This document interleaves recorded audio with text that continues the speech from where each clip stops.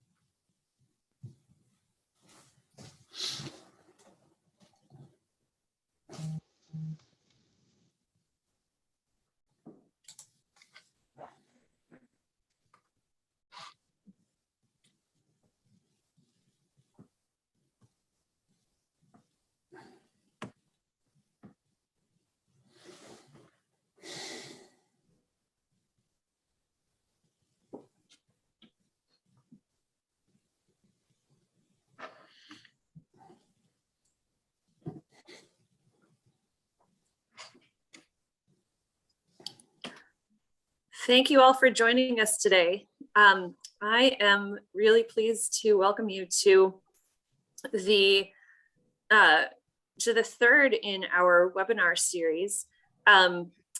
This is the Building a New Forest Future webinar series, where Northern Forest Center is looking to share stories and examples of the people and places that inspire us and are creating positive change in community.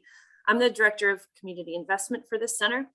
And just as a little reflection on what we've done before, our first webinar a few months ago was about really the concept of living the new forest future, which is something that the center talks about a lot. And then the second one was on the importance of connecting recreation to downtowns. Those were both recorded and available online. This webinar is being recorded as well. Future topics, and several of these you can register already, but details on all of them are on our website, which we'll have a link to later, include welcoming communities in March, addressing housing gaps, recreation on private lands, and workforce development. But today we are focusing on this critical issue of bringing broadband to rural places. And for this discussion today, I'm turning it over to my colleague, Mike Wilson, our Senior Program Director. He will be facilitating the conversation with 4 people who are deeply involved in this work. Mike has been addressing this issue himself in Western Maine for several years now in partnership with one of our speakers. So with that, thank you again for being here, and I will turn it over to Mike. Thanks, Maura, and thanks everyone for taking the time to be here. As Maura said, I'm Mike Wilson. I'm the Senior Program Director with the Center. And for the last few years, I have had the opportunity to dive into this question of broadband and what does it take to address this issue in rural communities. And I've done a lot of learning myself about why this is so important and increasingly important. And I'm really excited to have the opportunity to for everyone to learn from some of our panelists today. Before I introduce them, I'll just set a little bit of context for the issue and the importance of broadband. Again, if you're here, chances are this is something you've been hearing a lot about and potentially working on particularly the last year or two, if not before that. I think we are increasingly recognizing the vital importance of broadband, again, of high-speed internet connectivity to people's ability to live and work and learn pretty much anywhere, and some of the real challenges of that here in the Northern Forest and rural communities where we don't necessarily have the concentration of people to motivate private internet service providers to build out service to everyone. Just in terms of a few statistics, and these are pre-pandemic data, nationally, 87% of households, were saying then internet connectivity was extremely or very important for school success for their students. 84% of households with children were using broadband for educational activities. 50% of households were accessing their workplace from home. 60% of rural households were, even at that point, valuing telehealth as a way of reducing costs and expanding access to health services. And as everyone knows, or I'm guessing everyone knows, the last couple of years have just really highlighted this issue and brought it into even more acute focus. Since the pandemic, again, almost 2 years ago now, I think everyone has seen the crippling effect, really, of not having, for folks who don't have access to quality, high-speed, reliable, affordable internet service. And again, whether it's because all the kids ended up going to school or everyone else had to work from home or people can't get to doctor's appointments, it's just become, it's not a question anymore. I feel like we got into this work a few years ago and it was kind of like, oh, we should work on broadband. Now it is really shifted to a point where this is an essential service for everyone and a real challenge for us in rural communities where we don't necessarily have that concentration of people. And then the other really critical piece that is driving a lot of the conversation now is, again, as most folks I think are likely aware, there are historic levels of state and federal funding on the table for expansion of broadband infrastructure at this point. And that those spigots are going to be opening over the next months and years. And in the end, those funds are most often going to go to places that are ready for it, that have done some work on the front end, have built local capacity, have developed plans, and are in position to pursue funding to address this issue. So with that as a basic context, and again, that I'm guessing most folks are pretty aware of, just going to quickly introduce our session today. We have 4 panelists. They are Mia Purcell, who is the Vice President for Economic Development and Impact at Community Concepts Finance Corporation, serving Oxford County in Western Maine. We have Dave Wolf, who's the Telecommunications Division Director at the Development Authority of the North Country and manages the authority's open access telecom network, which is now delivering 1,800 miles of fiber across the North Country in upstate New York. Brad Roscoe is a former selectman in Chesterfield, New Hampshire, and was really instrumental in leading that town's efforts to build a public-private partnership with Consolidated Communications to deliver services to people in that rural community. And Christa Shute, who's the Executive Director of Northeast Kingdom Broadband, which is a communications union district, essentially a municipally owned and managed broadband network in the Northeast Kingdom in Vermont. So the way we're going to set the conversation up, we're going to ask Mia to speak a little bit specifically to the idea of readiness. Understanding this is a complex issue. There's terminology and technology that can be confusing for lay people who are trying to get into this, to address this issue in this way. So Mia is going to take some time to set the table for us and talk about some of the work that she's been involved with, and I've had the pleasure of collaborating with her on much of this work. To really bring communities from being in that place of like, boy, we should probably do something about broadband, to really understanding how to get into it and building that capacity to start to take action.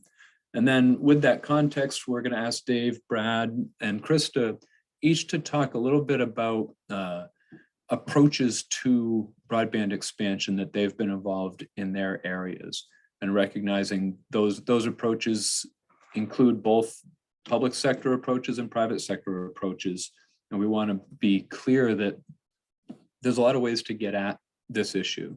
And we're not here to necessarily say we should be all about municipal broadband networks. It should be all about private internet service providers, but recognizing there's a continuum, a spectrum of opportunity there, and different communities, different areas are likely to approach this in different ways. But I think the fundamental theme that runs through all of this is the importance of local community engagement, readiness, and the capacity of community leaders to understand the issue and have some ownership and guidance in terms of how this proceeds in their area.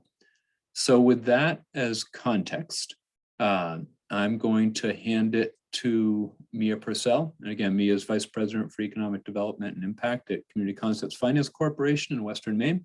And Mia is going to talk with us a little bit about work she's doing to build that local capacity and readiness to move on this issue in rural communities. Mia. Thanks, Mike. Welcome, everyone. Glad you're here. So I've been working with a couple of different groups of communities, and one in particular is what we call the Hoosick region, or the Bethel area region. And it's 5 towns plus 2 unorganized territories. The first thing that anyone has to do, I think, when they start working on broadband, set up a committee. This is not a one-person job. You need to involve a lot of different folks in your community. Look at local officials, town managers, a local librarian, residents, your school district IT director, businesses, whoever you can get to be part of your committee. A next step that we have taken in almost every area that we worked in is surveying residents to find out how happy they are with their service, the cost of it, the speeds, the reliability, the customer service, et cetera, and what they use their internet service for. And then speed testing. We're fortunate here in Maine. We have the Maine Broadband Coalition, which is contracted with a national company to put a speed test portal and map on the Maine Broadband Coalition website. Anybody can go on there and test their speeds, and it goes on a map and you can see all the red dots, black dots, et cetera. Also, there needs to be ongoing community engagement and outreach. You don't just stop after you've set up your committee and surveyed and done speed testing. And the reason for this is you want people to sign up for service when it's available. And you're eventually probably going to have to go to the town to request funding, whether it's a bond issue or a grant, and you want to make sure that people are supportive of the work that you're doing in your project. So a couple of easy things to do are to put an article in the local newspaper, post minutes from your committee on a town website, definitely report back to town officials at select board meetings, create a Facebook page, and hold informational forums where anybody can attend and you can explain what your project is and answer questions.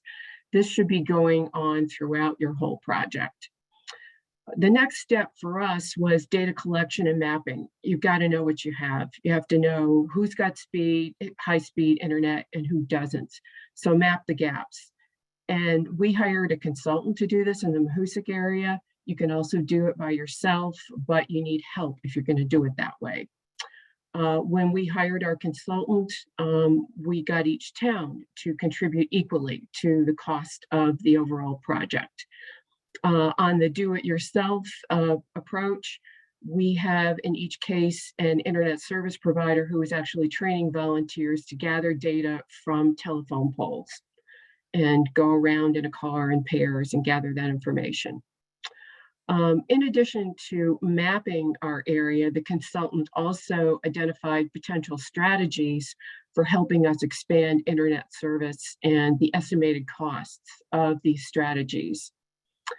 We then took this information at a high level to the towns and asked them for their input. What were their preferred strategies? And I think that's an important point for you as towns as you go forward to, again, go back to your towns and find out, what are they thinking? What do they want? We are now in the process of assessing infrastructure options and identifying potential technology partners.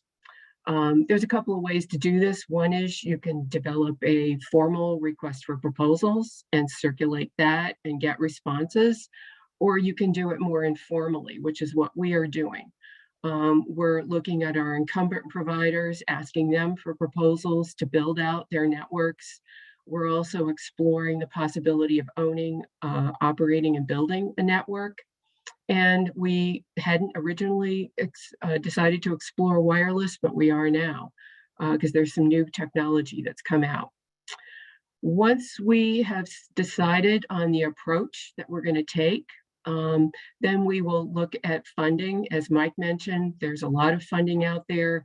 Our towns have committed their American Rescue Plan Act funds to broadband, which is great. That gives us about a pot of $500,000 to work with an incumbent provider and or provide match for a grant. Bond issues, revenue bonds in particular, are another option for towns to pursue. Lots of federal dollars are available, and most of the towns or many of the towns in the northern region of New England are eligible for Northern Border Regional Commission grants. And this year, the commission has over $150 million to give out in grants. Next is implementation. We're not there yet, but through the grapevine, I've heard that materials are kind of backed up because there is a high demand for construction right now. So construction times are somewhat delayed, and so are materials. And I think people just need to understand that and not be impatient, because everybody across the country is working on broadband right now. And then once it's in place, you get to realize the benefits for healthcare, education, business development and expansion, community well-being, and so much more. And that's the process in a nutshell. Thanks, Mia. Can you take a minute just to take a little bit of a step back to speak a little bit to the work you did with the Maine West Broadband Boot Camp, which was almost kind of that work even before setting up committees, to really just start to open this conversation with folks who hadn't previously really been into it. Just a little bit of context there, I think, is interesting. Well, we did do the boot camp, which was an educational approach, but we reached out to people specifically and encouraged them to form committees. And initially, people are different. The folks who were interested were forming committees at an individual town level. We are now focused here in Maine, but we also became so through the boot camp on a regional approach to broadband, especially in rural areas where the density is so low and so are the populations that it really doesn't attract the attention of internet service providers on an individual basis. So working regionally gives much more strength, I think, to a broadband effort. And so that's what we're doing, and we're finding that it is much more successful for us than going one town at a time, especially our towns. All of them are, except for one or two, are less than 5,000 in population. Great, thanks. And we're going to hold questions for individual panelists until we've heard from everyone, but just really appreciate Mia kind of setting the table for us there in terms of what does it look like? What does it take to start getting into this issue at a community, at a regional level, if you're not there already? And then with that as context, we're actually going to go, oh, no, we're not going west to east. We're going to jump around the region a little bit.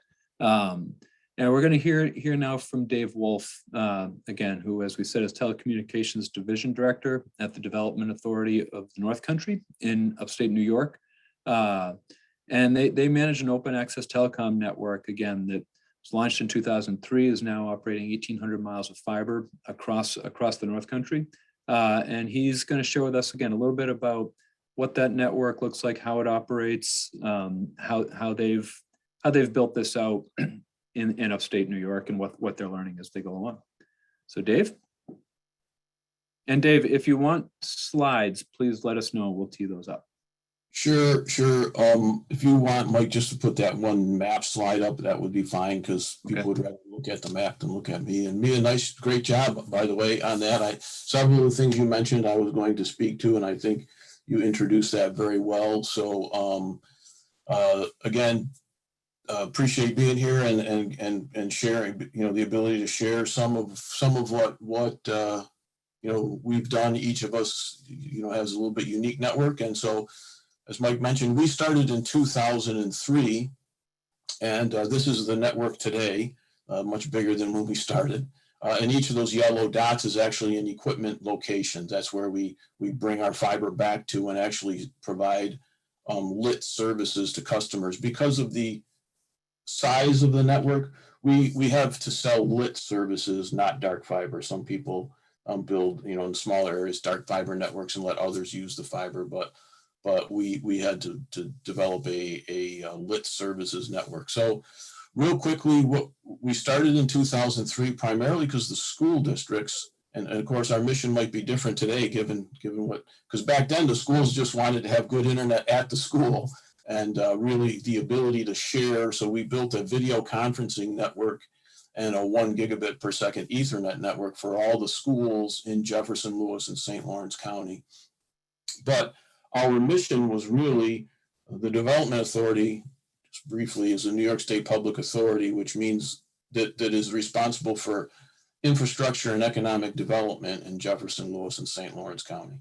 And so what that means is we're not state employees. We still have to collect revenues, enough revenue to pay for our expenses and all our capital construction costs. Obviously, we can take debt.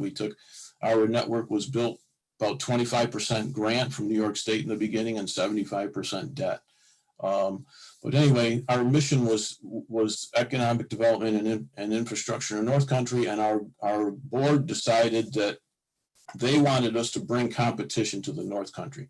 There was really only one provider providing services at that time, and they were not building fiber out much. So we built this network, and we are a wholesale only organization. So what we did was we wanted to encourage other service providers to deliver services in the area. We sell them Ethernet or wavelengths, in some cases dark fiber, and they sell the internet and voice. So we are not selling internet and voice. We're just selling transport only.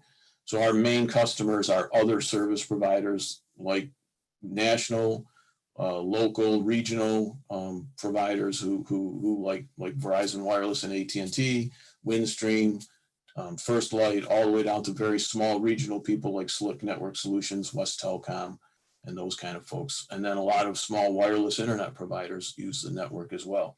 I do think that there's a lot of different models, and I just wanted to mention some of the things that we have seen since we've been operating this that have been valuable to get some last mile services in some pretty rural areas.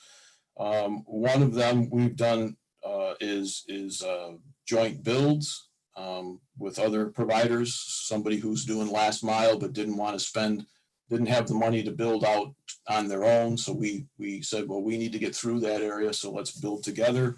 And we've shared the build costs. We have a startup price for what small wireless providers in the very remote areas. It's hard to prove fiber builds. There are, luckily for us, a couple of wireless internet providers who do a pretty good job in some smaller areas. And we have a first year price that's very low, a second year price that's a little higher. And then by the third year, after they've had time to kind of build out and gather customers, we go to the standard pricing for a circuit.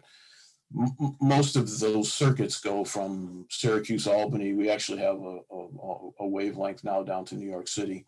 And they buy the internet and sell it over our network.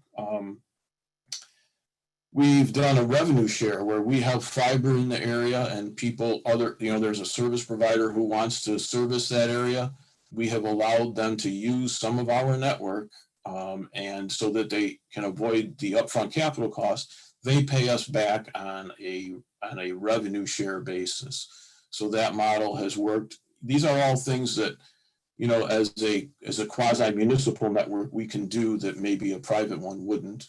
I'm not saying that certainly because we have 22 private providers that use our network, we don't want to say that municipal's better or not, but there's some examples of where maybe that has helped us to do some things. I just wanted to add, a couple of models I've seen is that municipalities have done.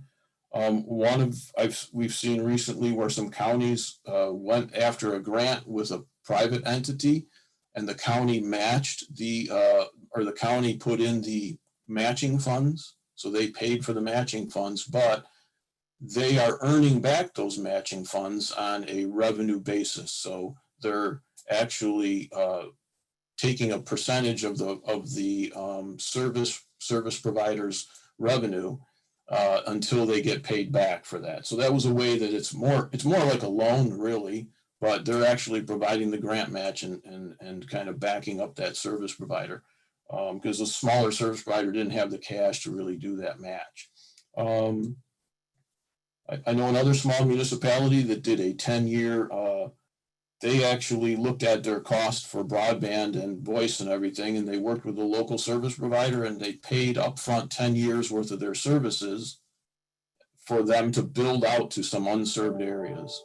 So they actually used their own monies, and they just said, well, we'll just pay you 10 years in advance, but you have to use that money then to build out network in this area. So that's a way that, the municipality could kind of encourage someone else to build out and give them some revenue to start. I think that the committees are a really good idea. I would add to what Maya's list was very good. I would add, if you can get a service provider on that committee, they're generally good to have on there. They understand the technology, they know who's doing what out there, and that's very helpful.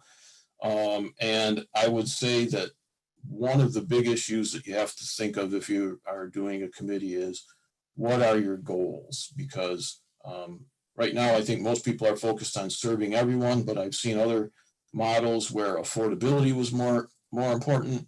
And in that case, your solutions may be slightly different if affordability is more important to you than actual really, making sure everybody has 100 megs. I've seen models where people just said, we're going to serve every school child.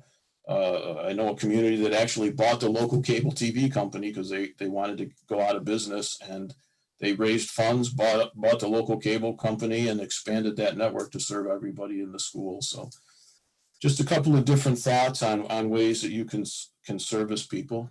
And I think that's it, Mike.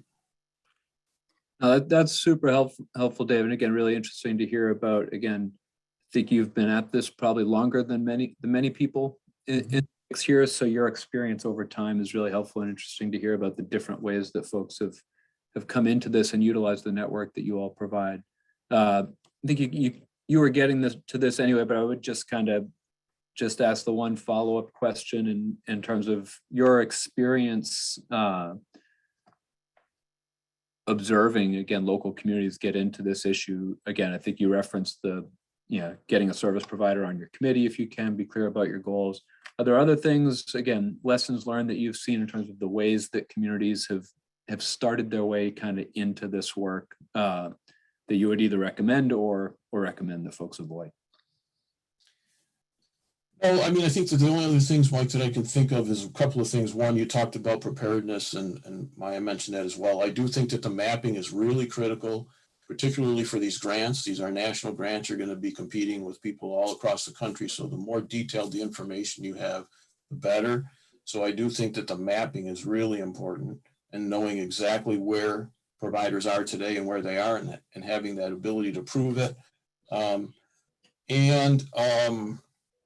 I think it's important that people focus on the services, not just the fiber. And that's about all I can think of right now. That's great. We don't need to over push you right now. You'll have plenty of opportunities as we progress through. But thank you very much, Dave. So from there, actually, and Dave gave us, I think, a nice transition into Brad's piece. So we're next going to hear from Brad Roscoe. He's a former selectman in Chesterfield, New Hampshire, who was very integral to providing leadership to the partnership that the town of Chesterfield developed with Consolidated Communications to serve that community. And Dave's reference to bonding is a good transition, because that was a critical piece of the work the approach that Chesterfield took to this work. And so again, this is a really, I think, a good alternative approach to think about from what we were just heard about with that kind of the authority run middle mile network to a much more direct community partnership with a private internet service provider. So with that, Brad, I will hand it to you. Okay, thanks, Mike. So let me tell you first about Chesterfield, New Hampshire. We're a small town, about 3,600 people and about 1,800 premises in town. Our goal in broadband was to provide broadband to every location in town. And when we started the official process in June of 2018, we started that at that point. The New Hampshire just passed a law allowing towns to bond for broadband. Prior to that period of time, there was no avenue that any town could follow to do anything with broadband other than beg providers to do something. So that was a game changer in the June 2018 when the law changed, which allowed towns to bond. At that point in time, 18% of our people in town did not have broadband, and broadband is not having access to 25 megabit per second download speed. And also at that time, interestingly enough, that all the grants and stuff that were written, that were available, were all based on 15 megabits per second. You had to have worse than 15 megabits per second. That's all changed now, but during that time, grants were not an option for us. So we had three major providers in town. One was a DSL provider, another is and two others were coax providers, a cable company and two cable companies. So we started our process in June of 2018. The process consisted of putting out requests for information, and all the providers had to give us their coverage maps.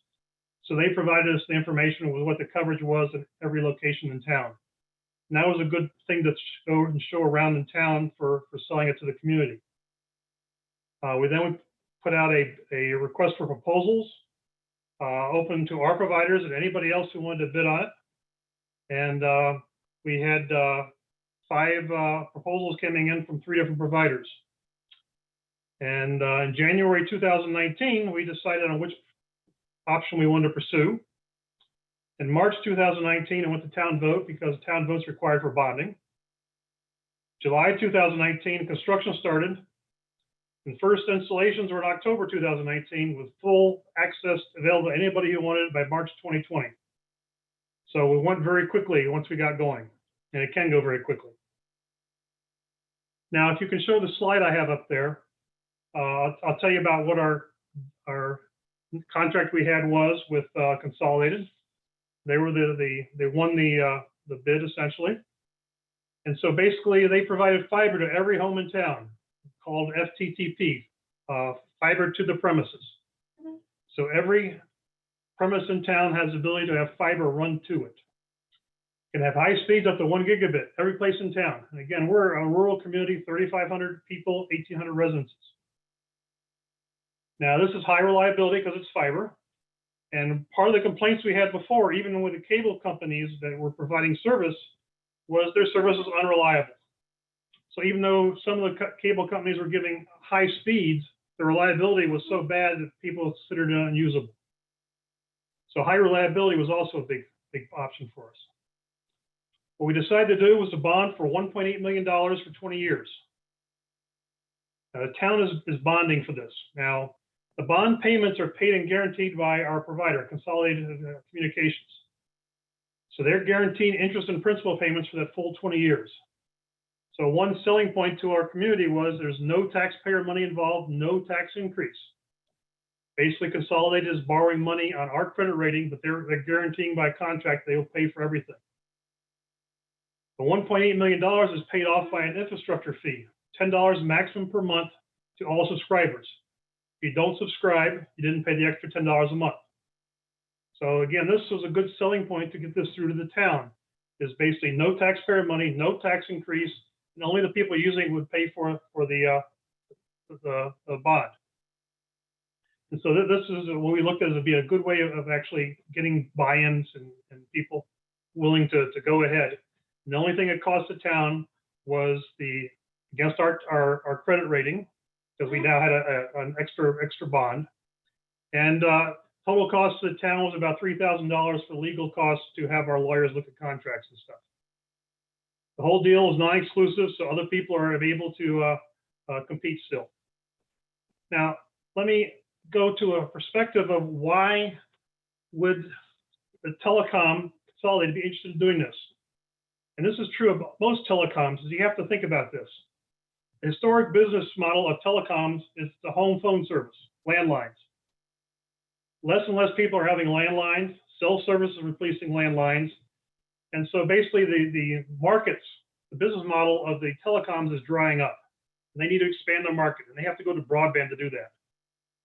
What do the telecoms have? They have old copper technology. So they're limited to DSL service, in some cases coax. This is very limited technology. They need to upgrade to fiber in order to compete. But where do they get the money? Most of the telecoms are fully capitalized. They can't borrow. Government grants are, at that point, were sparse. They're still a little bit tricky right now. And they couldn't borrow money because they're fully capitalized. So by borrowing the money on the town's credit rating, they were able to get money at very favorable rates. And this is how our private-public venture came together. So that's what I have. That's great, Brett. Thank you. Just want a couple quick follow-ups. Can you speak a little bit more to like how was the community involved? Right? Again, understanding the select board would have to be involved in these kind of negotiations, but did you all do more of a kind of broad community outreach engagement information process to get input like that, or how would you characterize kind of that more broad-based community involvement in this process? Okay, yeah, so community involvement was important. One of the best tools for communication was the coverage map, showing where the different levels of coverage were in town. But we had community involvement through basically people. I had an email list, which I worked on. We had, there's a town Facebook page, which is not owned by a town, but it's for the town. And that was a best way of actually communicating. Everybody was interested in broadband, and the Facebook page was quite lit up by that.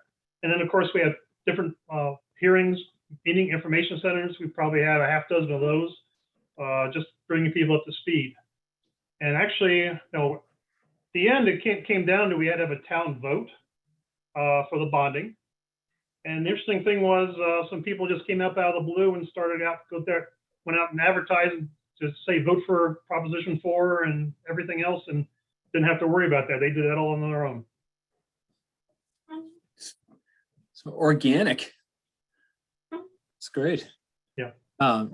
Well, thanks, Brad. We're going to move on to Christa now. Before I reintroduce Christa, I do want to encourage everyone to take advantage of the Q&A function in Zoom.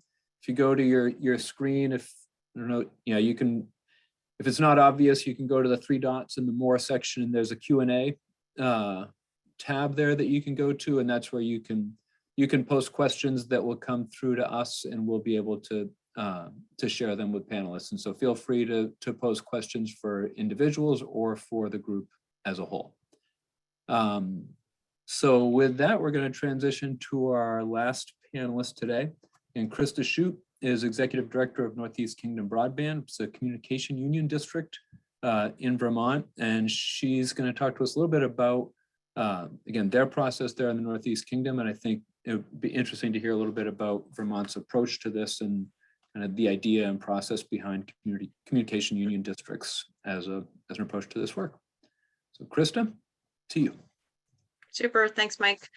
So the Vermont approach around communication union districts is the concept is that municipalities can join together to form districts in order to bring communications to their residents in their town. It was originally done by EC Fiber, and they had done it as interlocal contracts, and it found it difficult in the bond market for the bond market to sort of recognize what that meant. And so it was basically created in 2015, and it was in about 2020 in that town meeting session that most of the communication union districts formed. So the peach colored one that you see in the center, that was EC Fiber. Northeast Kingdom is up in the Northeast Kingdom, the orange section. There's 9 total communication union districts. And the communication union districts have revenue bonding authority, but they don't have general obligation bond authority. And so there's no recourse to the towns, and we don't have any taxing authority. So we have no recourse to the, property owners in that town. So I think that is a relatively unique approach. I think communication union districts have been allowed in New Hampshire now. I think that does allow general obligation bonds, so slightly different, but still a structure that can be used to facilitate this. Next slide. The task that NEK Broadband faces is fairly daunting. We have 56 towns. We have the most rural area in a very rural state. 19,000 of our 39,000 premises have less than 25.3, and over 7,000 don't have access to the internet at all. In order to reach all of those people, it's going to take us about 2,400 miles of network to build, which is going to be about, I revised that to about $140 million investment. We did our first area in Concord, in Lunenburg, with a touch into Waterford in December of last year. So we have our first customers. And the key is, balancing 56 towns, right? I have a board that has 56 people on it, and therefore I have an executive committee in order to help things happen. Next slide, please. So a couple of key characteristics around what we're doing is it's really creating public infrastructure. I worked for the Vermont Telecommunications Authority, which was a quasi-state entity from 2009 to 2015. And through the ARA funding. And a lot of that funding went to private entities in order to get them to bring broadband, deeper into the communities. And they did bring broadband to the schools and to town centers, which effectively meant that they scooped the cream off of it. But it really, a lot of that effectively went into private pockets and didn't have a lasting impact. And so we fought hard to try to get the new funding to go to municipal based and cooperative based structures. And I think that there is some recognition of that on the federal level. There are points that are being provided in the USDA Reconnect grant. For example, there are points if you are a municipality or a cooperative. We provide open access in order to accommodate one, philosophically, but primarily to accommodate a checkerboard of RDOF winners. We have Consolidated and Kingdom Fiber, and we're working with both of those entities so we can try and balance out what happens. The grants and profits go to reducing, first to building the network, and then to reducing the subscription costs so we can increase affordability. So every $10 million in grant funding is equivalent to a $7 reduction in the average retail price, or the ARPU. So our mission as an entity is to provide every E911 address that has electric utility service, because we have a lot of off-grid in the kingdom, a lot of camps and things like that. So everyone that has electric utility service, to get them access to 100 megabyte per second service. The key to how we're doing this and how we're doing it quickly is that we're working with private partners as vendors. So we're working with a National Rural Telecommunications Cooperative. They're our design team as well as our construction management team. And that investment is one, I think, that's really important, because it means we know that it's going to get done right, and we have somebody advocating for that. We work with Mission Broadband, the company out of Maine, and they operate as our adjunct staff. And then our private partner is Waitsfield Champlain Valley Telecom, which is an 118-year-old Vermont family-owned independent telephone company. And, you know, the key difference here is that Waitsfield Champlain Valley Telecom is not the entity that's offering service to the residents and businesses in the Northeast Kingdom. NEK Broadband is offering service to the residents and the businesses in the Northeast Kingdom. And we are paying Waitsfield Champlain Valley Telecom on a per customer basis for the services they provide. So we are leveraging their infrastructure, right? So their billing system, their customer support, their technical support, their provisioning teams that go out. And so we're taking that level of professionalism, and in a separate contract, we're contracting with them for our network operations. And the only reason they're separate is because, you know, eventually in, 3 or 4 years, it'll make sense for us to do our own network operations from a fiscal point of view.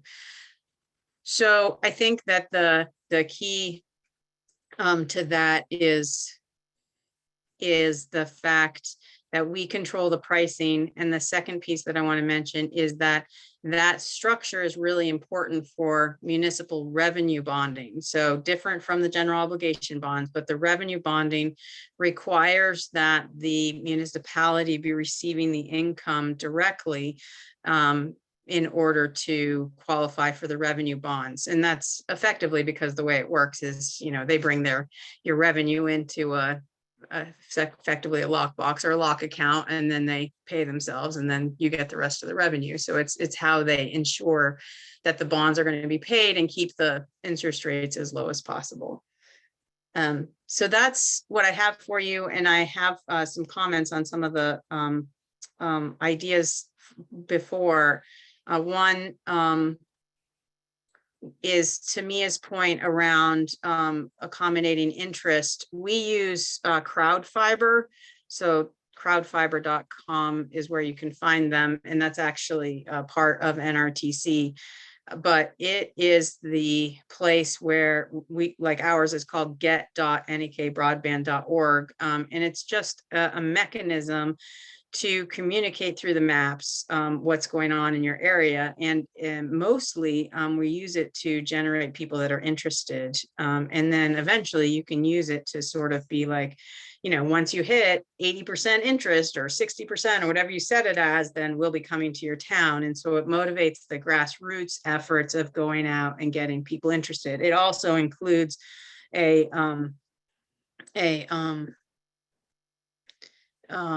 mechanism, a speed test piece, so that people can speed test from their house, and you can gather data around what's actually available in areas.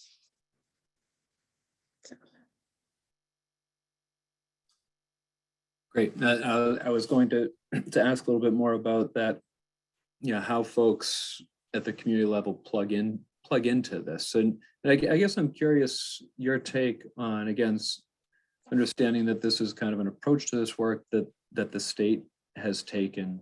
As you work through and do that outreach into individual communities across the Northeast Kingdom,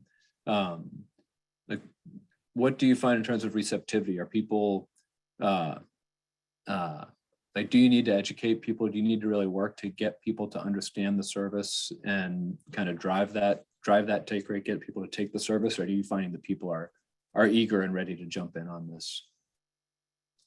So we're right at the very beginning. I mean, seriously, we started construction of our network 3 months ago, and we have 22 miles built, and in the town of, primarily in town of Concord and Lunenburg.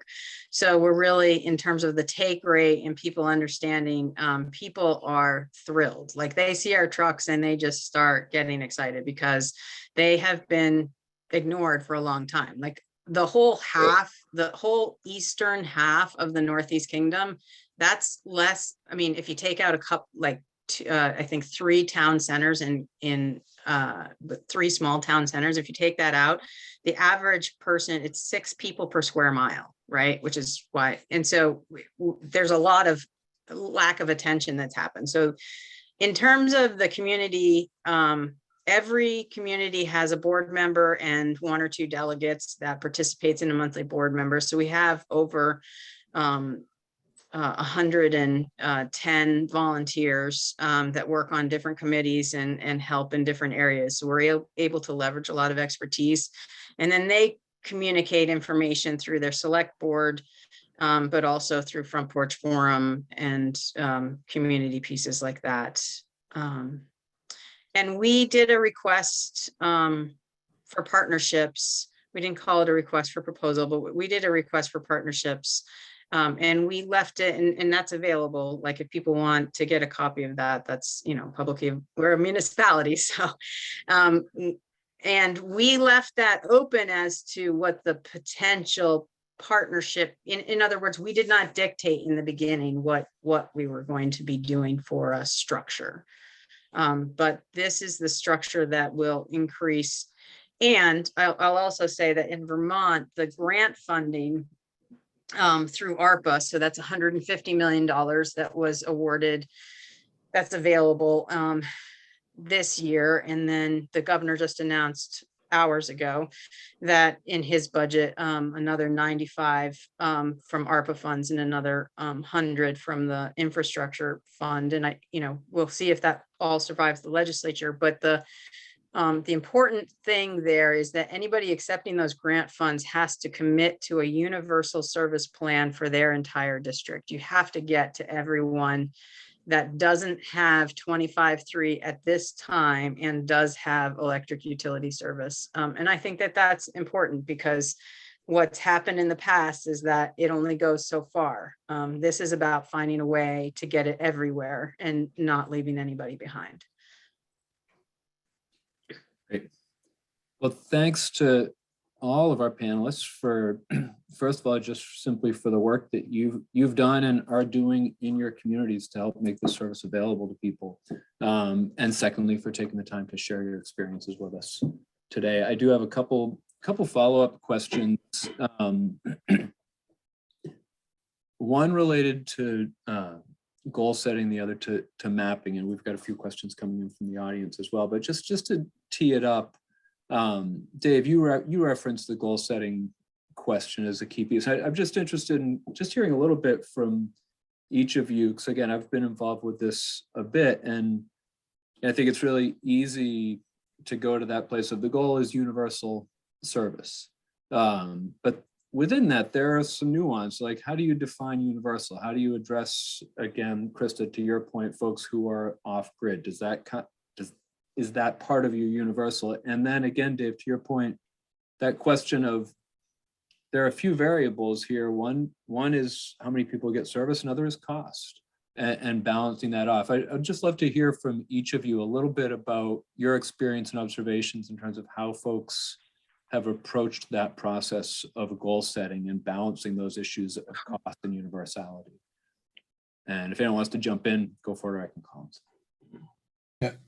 Well, I'll start off, Mike. I think a couple of things. One, I just feel it's important because you can come up with some very different solutions if affordability is more important to you.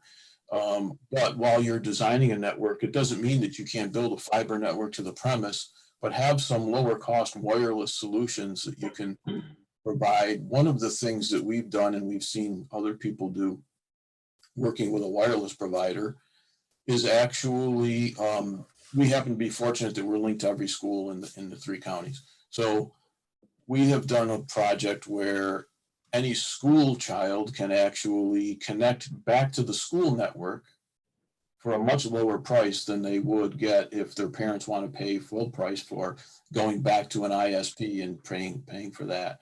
So, but I guess to me, it's just important because you want to, the design that you're going to come up with, the way you're going to fund this, what you really want to do.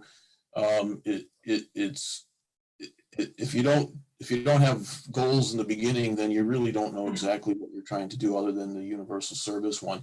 And I guess the other thing I think feel it's important is, particularly more and more communities are very involved in this. And if you don't tell people what your goal is in the beginning, they may be dissatisfied with the results, even though you did exactly what even if your goal was to provide affordability but some people didn't get it, they may be dissatisfied. And I'll give you a good example. One of the questions someone asked me was, so a network of, let's say there's 1,000 people in your community and they're currently paying $70 a month for broadband.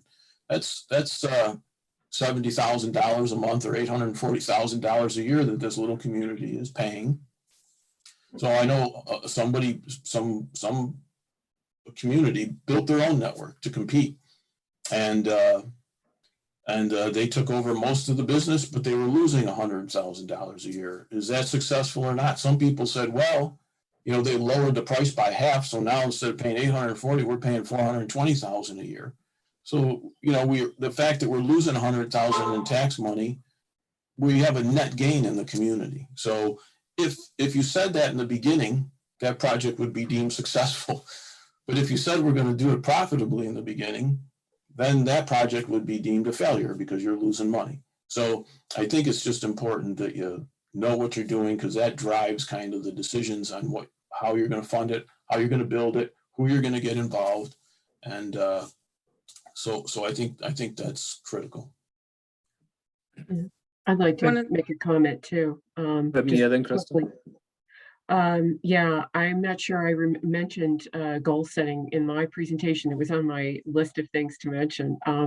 So in the Mahoosic area, our goal that we came up with is everyone has access to reliable, affordable, high-speed, future-ready internet service.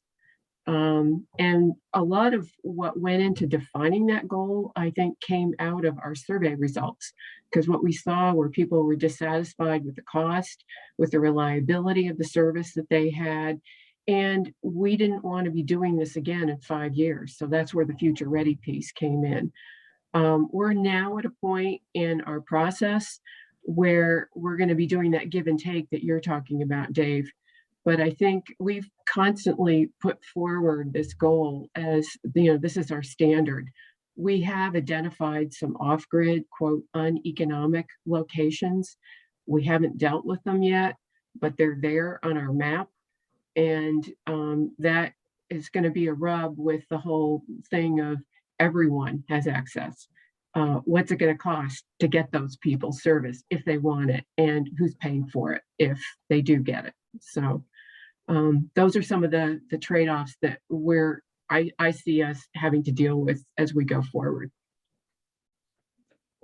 So we did shift from an everyone approach to an on-grid approach, partly because of what the legislation required, meaning we didn't have to go past on-grid, but mostly because it was just almost impossible to figure out a way to get to a sustainable model because of the cost. I mean, it costs, instead of costing $50,000 a mile to build the fiber and everything that's associated with it, it costs about $250,000 a mile if you're not if you don't have any infrastructure, pole infrastructure that's going out to your address. We are still trying to do it, right? Part of our USDA Reconnect grant will be trying to get to some of the reasonable off-grids and working with the local electric utilities to see how we can leverage what's Vermont, it's called tier 3. It's just, sort of points that you get for taking somebody off of diesel and onto electric. And then the second thing I wanted to comment on is that the state of Vermont during COVID did something where they went out and they established a priority address database. And basically, I don't know all of the details, but my understanding is that they went out to all of the schools to identify folks that didn't have broadband sufficient to do the school work and to operate from home. And so if when I look at my map, because I deep details into every 39,000 addresses, like I can see which of those addresses have been marked as a priority address. Now, some of that was because there were people who, couldn't get to hospitals or whatever, needed internet for health purposes. Most of it is families with kids in school. And you could have other things like businesses should be a part of that and things like that. But so I find that useful in sort of when you have to make some choices, looking at what's the density of those priority addresses in these underserved areas and trying to focus on the densest priority addresses at first because of the impact. So that's something to consider. Yeah, Brad, go ahead. Okay, yeah, so in our process, initially, we were not looking at something that was no cost to taxpayers. When we put our RFP out, our RFP was requesting both a technology a suggestion and a business model suggestion. And only one of the quotes came back where we negotiated was, we came up with the no cost to taxpayers. We had other options which were would cost the taxpayers like $500 million or something like that, and give them service. And the question was, how long was that technology good for? For example, wireless technology versus fiber.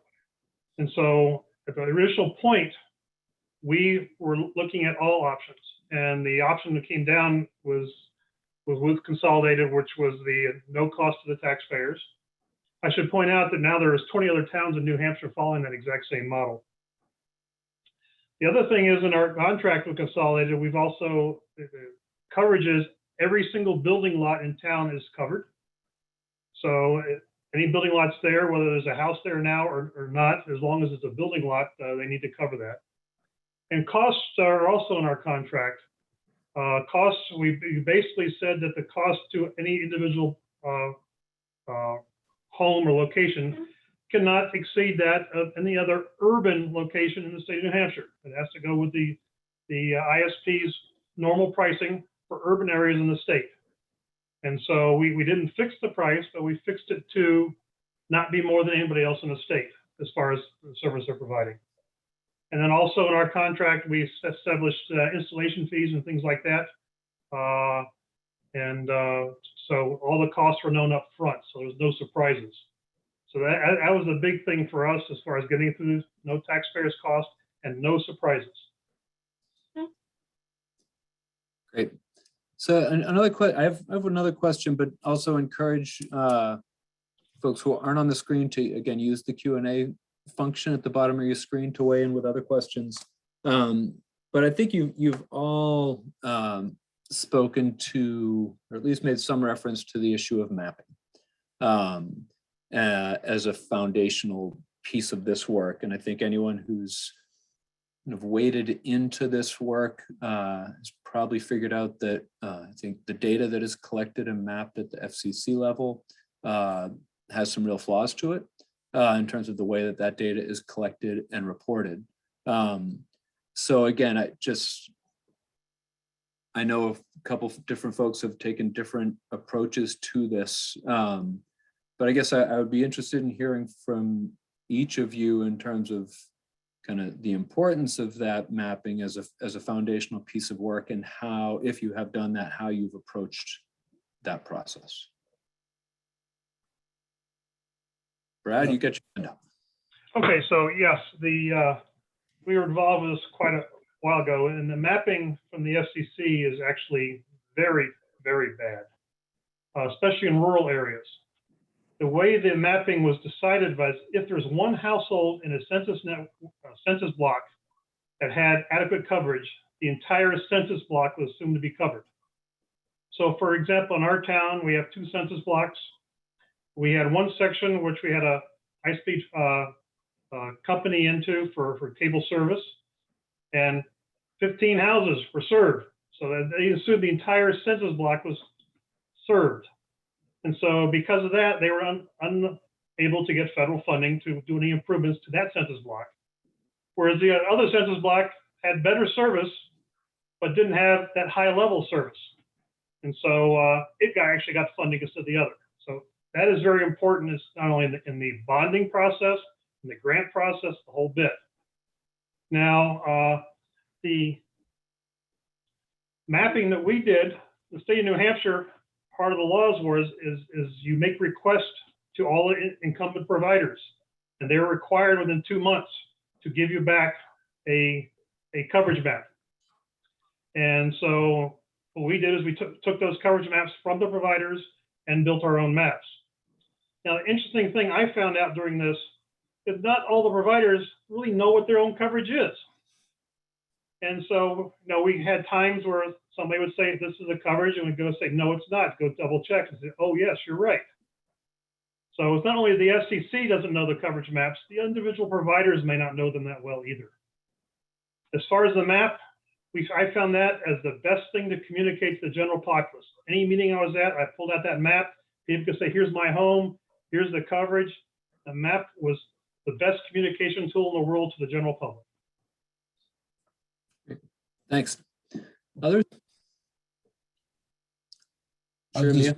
I'll just say that, so we just recently did, we happen to also have a group that hosts GIS for about 70 municipalities. So we have our own GIS server and database, but we recently, to assure we had good information, we recently hired with our 3 counties, so we each paid half. We hired a company to go drive every road and identify where there was fiber and coax. We reached out to some of the wireless providers and asked them to give us some coverage maps. And we took all that data, put it into GIS. We took, we were able to add to that any federal grants or state grants that are out there. They give you the coverage area for those grants. So we downloaded those files, so we know not only where there is fiber and where there isn't, or where there is broadband, where there isn't, but we also know what's been funded for the future. So we don't want to target those areas. Then more recently, like with the Reconnect grant, you get extra points for certain types of things. We downloaded that data, and it's all, you can click on it all, but I think it's extremely important, because one of the things we've been able to do is when we first did it, we thought, well, we'll get all the roads that are identified. Then we were able to say, okay, now that we know that, let's look at all the roads that aren't. And we have a map now of just the unserved parts areas. We were able to download the 911 data, so we can see on our map where houses are. And then we know, because there's some roads that you say, well, this is unserved, and then you look, but there's nobody on them. So there's no point in even trying to worry about it. But it gives you a really good picture very quickly now of where there aren't services. We can download, we have the parcel data, we download that into a spreadsheet, and we take all the 911 addresses, and we know how many people in the entire county now don't have broadband available to them and what roads they're on. And then we can reach out to providers. I thought Brad made a good point. Sometimes the providers don't know their own networks, but they usually know most of them, but not always, but they don't know the other guys' networks. So it's been a very good tool when you reach out to people to say, we need you to provide broadband. We reached out to a small regional guy, and he said, well, I don't know where to target, because I know where I am, but I don't know where everybody else is. So having that map, we can say, well, here's the areas that are definitely unserved. And that helped them tremendously to then go out and develop a grant, because they didn't have to go out and do their own research. We were able to say, here you go, here's the information. I could go. So we did similar thing that you did, Dave. We contracted with the consultant who actually drove the roads. Because we had several different providers and we just didn't know exactly who had what. And he basically divided it up so that we have columns for each town that shows who has cable, who has fiber, who has cable and fiber, and who's unserved and who's underserved. Because based on different definitions, speed definitions. And we also have technology. So that was all great information. But the other piece that I wanted to mention that just got added in this last year, we have a company here in Maine called Vetro Fiber that many internet service providers use. And the company started out as a mapping software company for internet service providers. And this past year, they decided to try and expand their customer base to include municipalities. So through our boot camp and now through other efforts, they are training some of the towns to use their software. And the speed testing that's being done in the Maine Broadband Coalition website is being downloaded into the Vetro Fiber maps. And then the towns are able to use that to figure out who has service, who doesn't, and then to help build it out. They usually designate one person from their committee who works with Vetro Fiber, participates in a cohort, if you will, and learns how to use the software and actually has technical assistance from Vetro one-on-one in using the software. It's been a different twist, but a really nice addition to all the different services that we have available to help communities do this work.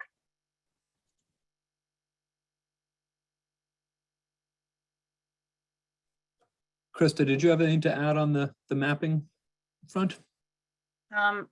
So I mentioned the crowd fiber piece. One of the other things that we did when I was with the Vermont Telecommunications Authority was we used, I don't remember the names of them anymore, it was too long ago, but we used some apps that people had on their phone, and that was a way to get wireless information at the time. But I do recall that there were also apps that recorded that kind of information. So it might be worth looking into what's out there now on that.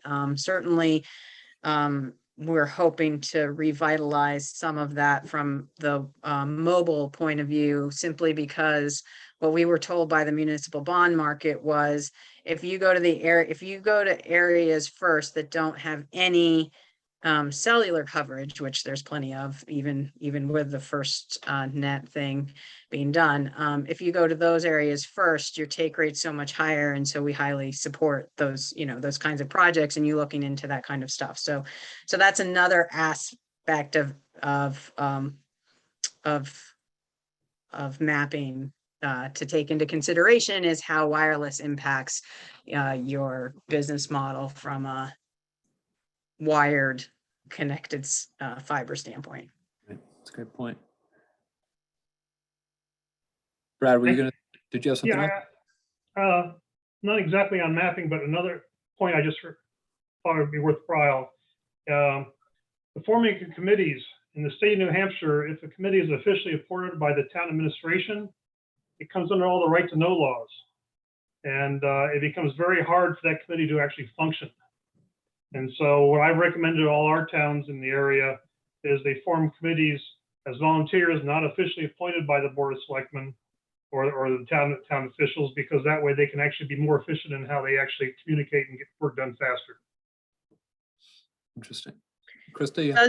It definitely depends on your state law, and I don't know the state law where you are, but in Vermont, the state law allows for municipals that are engaged in work that is typically done by the private sector to maintain confidentiality, around that work in a way that couldn't be done if it was work that was typically done in the public sector, such as, roads and taxing and, the sort of typical municipal pieces. So it is worth taking a hard look at what the exceptions are in the law to understand what kind of data you can protect in your state.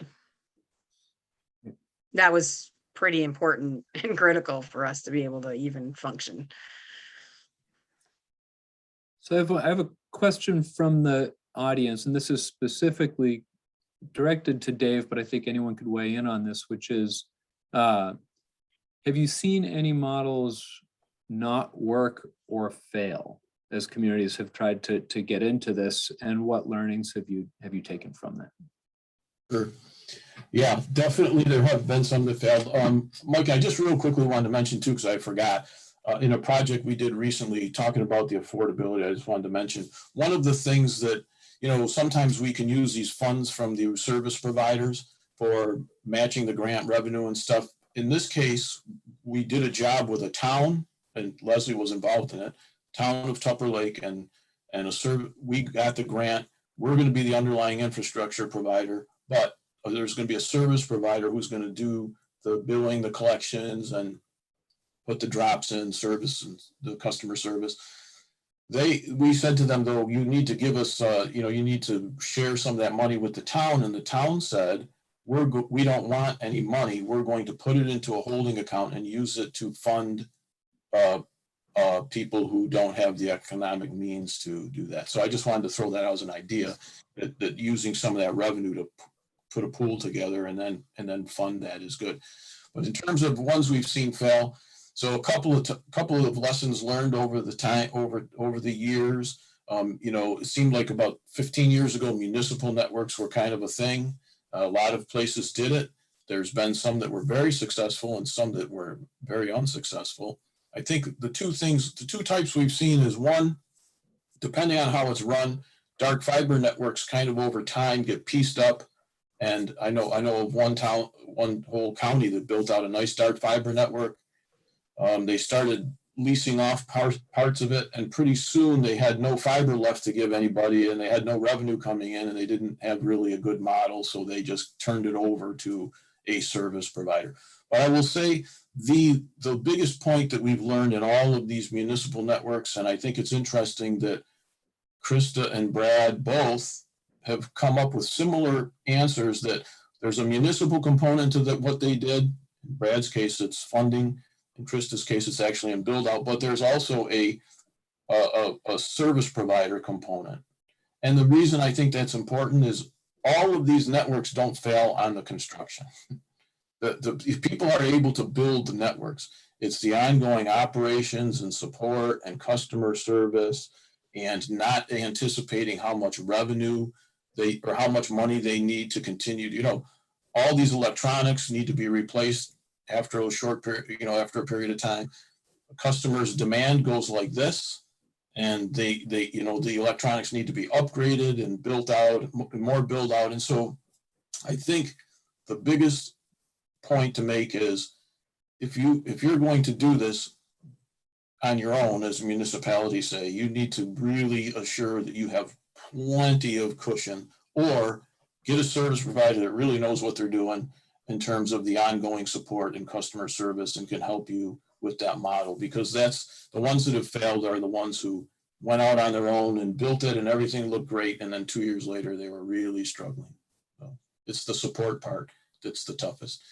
And then just one other quick one: the ones that were the most successful were ones that had electric municipal electrics, because they already knew they already had the operation. They knew the network monitoring piece, they knew the network management piece, they knew the billing and customer service piece. So those were the natural fits. Like Lafayette, Louisiana is a good example of a municipal network that has just taken off and been very successful.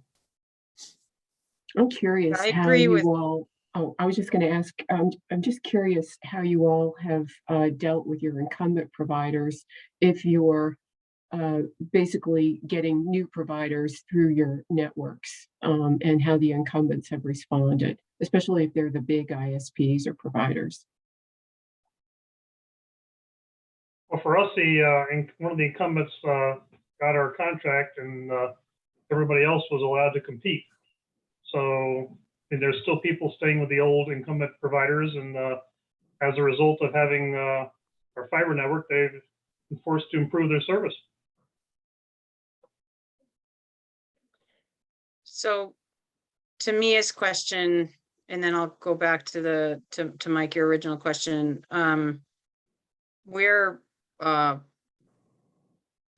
We invest a fair amount of energy trying to work collaboratively with our providers here. And I think with Consolidated, I think Consolidated's probably pretty happy that we're in town, because they don't want to have anything to do with all of these really rural areas, and they don't want to build out to it. Their plan, and this is public, is, you know, they're really building out to retain their customers or win back their customers in the more, you know, in the cabled areas. And I think, you know, if to the degree that we're staying in our swim lane and in working on the and the underserved, I think we'll be able to continue maintaining that relationship. So that's our current approach, and we have so much work to do getting that done that's the goal, is to maintain those relationships and stay in our swim lane, so to speak. In terms of like models that have failed, just from my work at the Vermont Telecommunications Authority, we'd pieced together 175 miles of fiber throughout the Northeast Kingdom that had, you know, brought together a lot of different communities. It was 144 strands. It was open access. No one provider was allowed to have more than 48 strands each, so that there could be competition.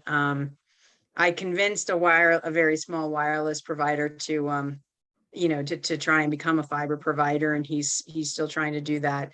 But for the most part, that model failed in the sense that it really didn't wind up providing fiber to the home. Now, maybe it succeeded in the sense that now we own that fiber because the state has sort of, you know, granted it over to us, and now we're going to use it to help him in his area and to help, you know, provide fiber off of those things. But I will just caution that a build it and they will come is just simply not a correct model. And the reason for that is that the dark fiber only gets you so far. The equipment costs is still a considerable amount of money for each of the cabinet installations, the little dots you saw on Dave's screen that you have to put in.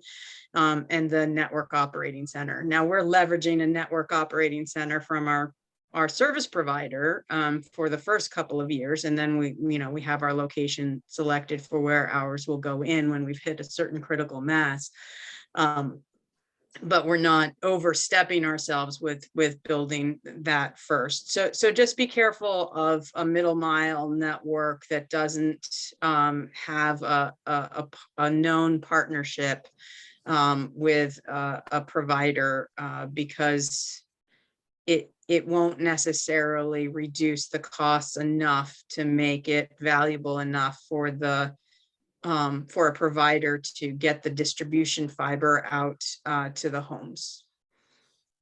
That's an interesting point on the wariness of the build it and they will come model. The idea of competition as a way of keeping costs down has come up, a few times. So I am curious to that point. How do each of you see competition among providers playing into the mix here, again, particularly from a cost standpoint, but from other perspectives as well? Christa? So I'm glad that you brought this up, because it's definitely one of the things that I wanted to bring up and I forgot. So in really rural areas, competition is a really interesting thing, because if you have competition to the point where you have two entities, can be too many entities competing for the same revenue source, such that you don't have the ability for any one entity to have enough revenue source in order to keep the model sustained, then your competition hasn't done anything except force prices up, because the only thing that you can do to sustain yourself is to get a higher revenue per customer in order to hit that sustainability. Part of the reason that our district is so large is because we knew we were so rural, and we knew that the only way that we were going to hit those critical points of mass was, in size, and so that going, out that way. But EC Fiber will tell you, like, the open access piece is fraught with risk if you cannibalize yourself to the point that you undermine your own model. So competition is not always the path to affordability in our most rural areas. You have to be able to show that there's a business case for the competition in order for it to be long-term successful. That's a really interesting point. Thank you for sharing that. So we're coming up on time now. I guess I would just ask each of you, again, as we've gone through this, and again, for folks who are listening, is, it's easy to get caught up in jargon and technical details, and as you start to get into these conversations. And just so folks know, as a follow-up to this session, we will be circulating a document to steer you towards some resources on the topic to help navigate some of these technical questions and terminology that comes up here. As we move to wrap up, I would just ask each of you, again, recognizing, as we've heard, there's no one way to do this. It can be complicated. There's a lot of ways of getting at it. If you were talking to a community group in a place and they were just stepping into this, what's the one big point of advice that you would share with someone who's just starting to wade into this? And I will ask you to keep that advice pithy. And I want to go first.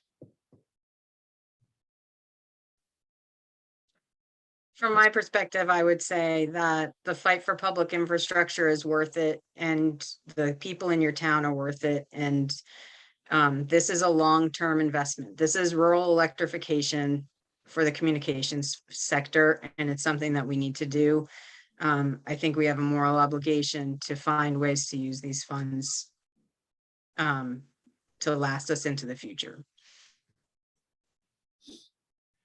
Yeah, I would say the one thing is, you start talking about using funds, taxpayer money or whatever, is you need to go for the long-term solution. Don't go for little band-aids to fix DSL, for example, so it's better in one area, because DSL's got a limited life, and a lot of technologies have limited lives.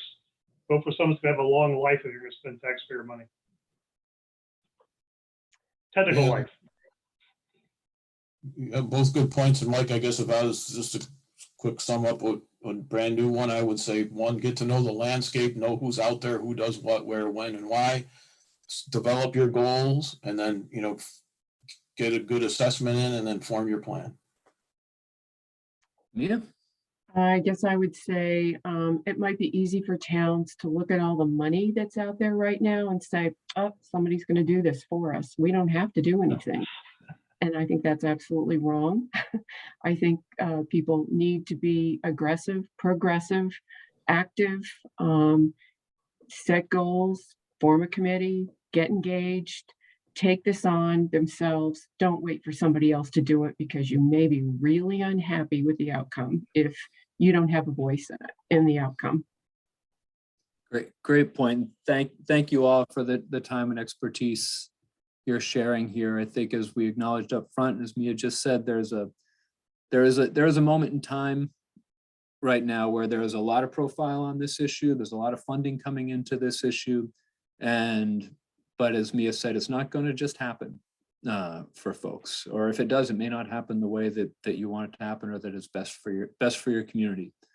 So our advice is, if you haven't gotten into this yet, do it. It can take time. It can be a long, slow process, but ultimately the funding and support and outcomes here are going to go to the communities that have made that investment in the readiness and done the local organizing and leaned into it proactively. So again, as I said, we'll be circulating some follow-up information to folks to help you navigate some of the information that's available. And before we sign off, I want to first thank my colleagues, Maura Adams, Leslie Carrison, Amy Scott, and Isabella Ronson for helping to organize and coordinate not just this session, but the whole webinar, Northern Forest Center webinar series. As you can see, the next session is coming up on March 15th, and we'll focus on cultivating welcoming communities.